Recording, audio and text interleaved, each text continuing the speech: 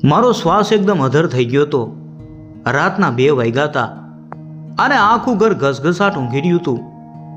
મારા હાથમાં નાનકડી ટોર્ચ હતી. મારી સાસુના રૂમમાં મૂકેલા કબાટની પાછળ એક છૂપો રસ્તો હશે એવું મેં સપનામાં પણ નહોતું વિચાર્યું. મેં હળવેકથી એક ગુપ્ત દરવાજો ખોલ્યો અને ભોયરાના પગથિયા ઉપર પ્રકાશ પડ્યો.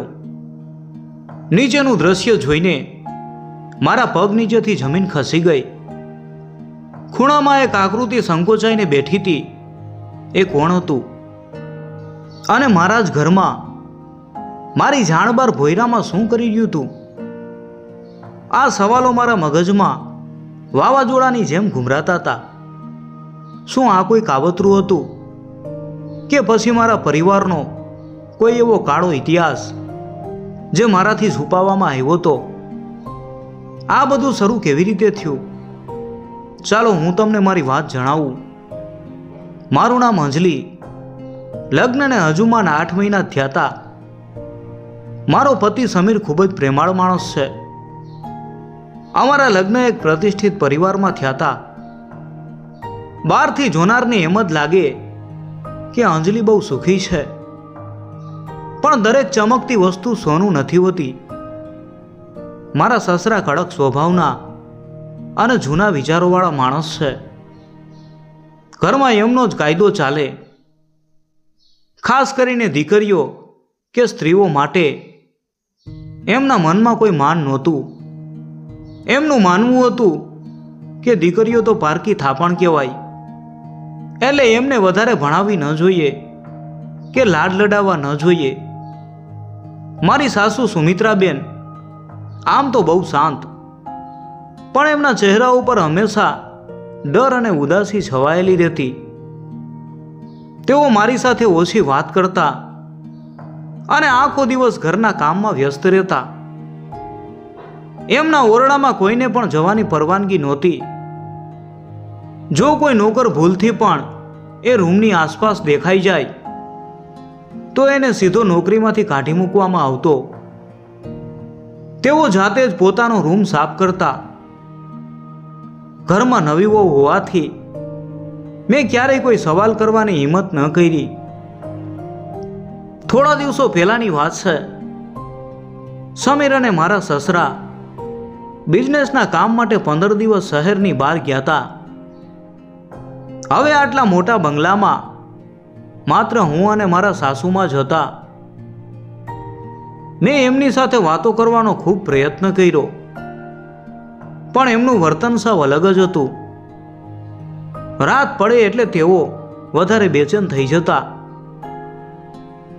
એક રાત્રે તરસ લાગી એટલે હું પાણી પીવા રસોડામાં ગઈ. ત્યાં લાઈટ ચાલુ હતી. મેં દરવાજા પાછળથી સંતાઈને જોયું તો સુમિત્રાબેન થાળીમાં 2-3 રોટલી, શાક અને મીઠાઈ છુપાવીને લઈ જતા હતા. મને નવાઈ લાગી. આખી જિંદગી કડક નિયમો પાળનારી સ્ત્રી અચાનક ચોરની જેમ કેમ વર્તન કરે છે? રાતના 1 વાગ્યે તેઓ કોના માટે જમવાનું લઈ જતા હશે? બીજે દિવસે રાત્રે પણ એવું જ થયું. આ સિલસિલો રોજ ચાલવા લાગ્યો. ઘરમાં અમે 2 જ વ્યક્તિ હતા, તો આ ત્રીજી થાળી કોના માટે હતી? શું સાસુમાં કોઈને ઘરમાં છુપાવીને રાખતા હતા? મારા મનમાં શંકાના વાદળો ઘેરાવા લાગ્યા. મેં નક્કી કર્યું કે આજે તો આ રહસ્ય ઉપરથી પડદો ઉઠાવીને જ રહીશ. આજે રાત્રે હું સૂવાનો ડોળ કરીને પથારીમાં જાગતી પડી રહી. બરાબર 12 વાગ્યે મને પગરવનો અવાજ આવ્યો. સાસુમાં હાથમાં જમવાની થાળી લઈને ધીમા પગલે પોતાના ઓરડા તરફ જતા હતા. હું પણ જરાય અવાજ કર્યા વગર પાછળ ગઈ. રૂમનો દરવાજો સહેજ ખુલ્લો હતો. મેં તિરાડમાંથી જોયું. સુમિત્રાબેને પેલો મોટો લાકડાનો કબાટ ખસેડ્યો. મારી આંખો આશ્ચર્યથી પોડી થઈ ગઈ. કબાટ પાછળ એક ગુપ્ત દરવાજો હતો જે સીધો નીચે ભોયરામાં જતો હતો. તેઓએ દરવાજો ખોલીને અંદર ગયા. થોડી વાર પછી મેં પણ હિંમત ભેગી કરી. મારો જીવ તાળવે ચોંટી ગયો તો. ધીમેથી મેં દરવાજામાંથી અંદર પ્રવેશ કર્યો.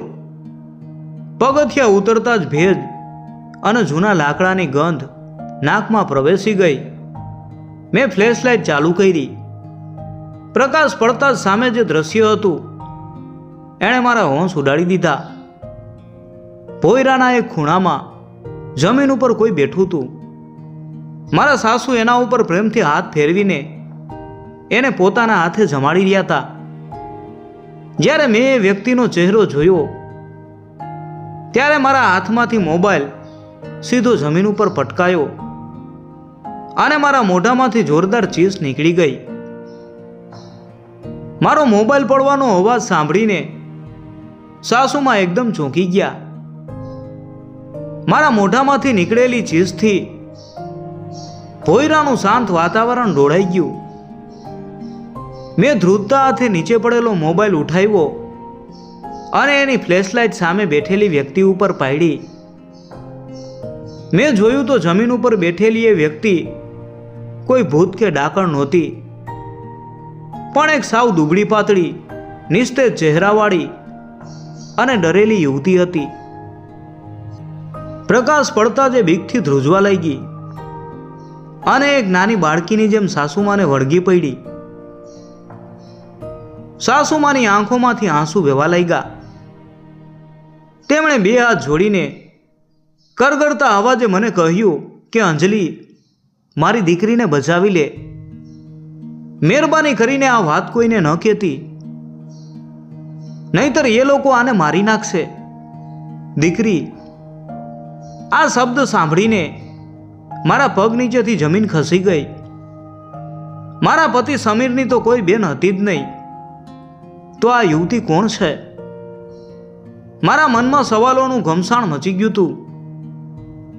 સાસુમાએ ધ્રુજતા અવાજે જે કાળજું કંપાવી દે એવું સત્ય કહ્યું એ સાંભળીને કોઈ પણ માણસ રડી પડે. આ યુવતીનું નામ નંદની હતું. એ મારા પતિ સમીરની સગી મોટી બેન હતી. સાસુમાએ રડતા રડતા જણાવ્યું કે મારા સસરાને દીકરીઓ પ્રત્યે સખત નફરત હતી. એમને તો પોતાનો વંશ આગળ વધારવા ફક્ત દીકરો જ જોઈતો હતો.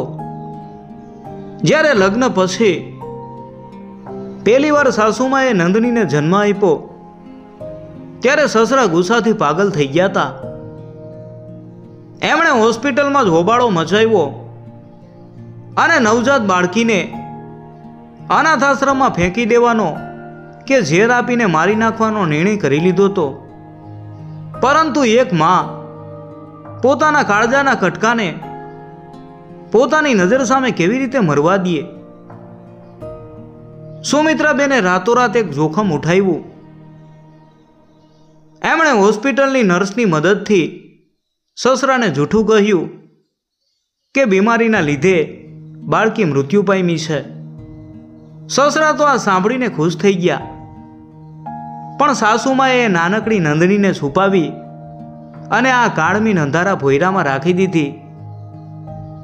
આ વાતને આજે 25 વર્ષ થઈ ગયા હતા. છેલ્લા 25 વર્ષથી નંદની આ અંધારા ઓરડામાં કેદ હતી. સૂર્યનો પ્રકાશ કે ખુલ્લી હવા શું કહેવાય એ આ બિચારીને ખબર જ નહોતી. એની આખી દુનિયા આ 4 દિવાલો અને એની મા પૂરતી જ સીમિત હતી. સાસુમાં રોજ રાત્રે બધા સૂઈ જાય પછી ચોરની જેમ એના માટે જમવાનું લાવતા અને એને પોતાના હાથે જમાડતા. મારી આંખોમાંથી પણ શ્રાવણ ભાદરવો વરસવા લાગ્યો. એક માએ પોતાની દીકરીનો જીવ બચાવવા માટે આખી જિંદગી ડર, તાણ અને રડવામાં વિતાવી દીધી. બહારથી આટલો મોટો, સંસ્કારી અને અમીર દેખાતો પરિવાર અંદરથી આટલો ક્રૂર અને વિચારહીન હશે એ મેં સપનામાં પણ નહોતું વિચાર્યું. મેં તરત જ સાસુમાના હાથ પકડી લીધા અને આંસુ લૂછતા કહ્યું કે માં, હવે તમારે કે નંદનીને ડરવાની કોઈ જરૂર નથી. આજના જમાનામાં કોઈ બાપ પોતાની દીકરી સાથે આવું વર્તન ન કરી શકે.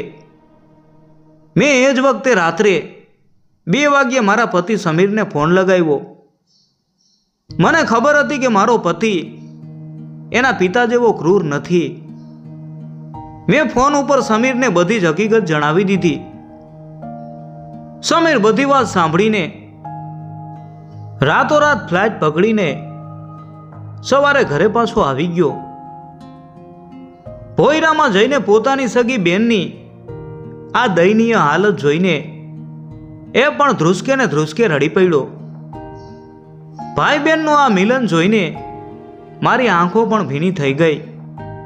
અમે નક્કી કર્યું કે હવે નંદની એક પળ પણ આ અંધારામાં નહીં રહીએ. જ્યારે થોડા દિવસો પછી મારા સસરા ઘરે આવ્યા ત્યારે સમીરે નંદનીનો હાથ પકડીને એમની સામે ઊભો રહી ગયો. સસરા આ ભૂતકાળને જીવતો જોઈને હેપતાઈ ગયા.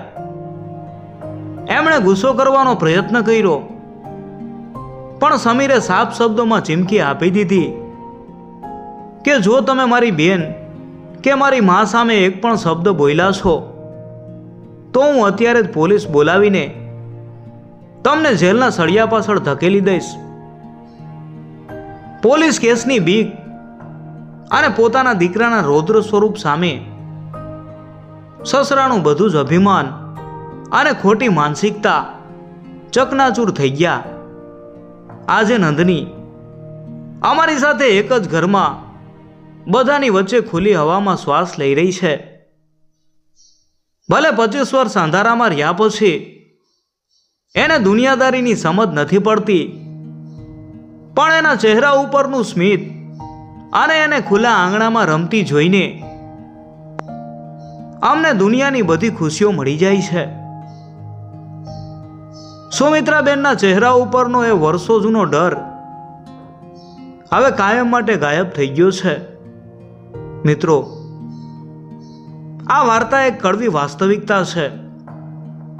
આજે પણ આપણા સમાજમાં એવા ઘણા લોકો છે જે દીકરીઓને માત્ર એક બોજ સમજે છે. પણ યાદ રાખજો, દીકરીઓ બોજ નહીં પણ ઘરનો આધાર હોય છે. જે ઘરમાં સ્ત્રીનું અને દીકરીનું સન્માન નથી થતું ત્યાં ક્યારેય સાચું સુખ અને શાંતિ નથી આવતા. મિત્રો, જો તમને આ વાર્તા ગમી હોય તો વિડીયોને લાઈક કરજો અને કોમેન્ટમાં હર હર મહાદેવ લખવાનું ભૂલતા નહીં.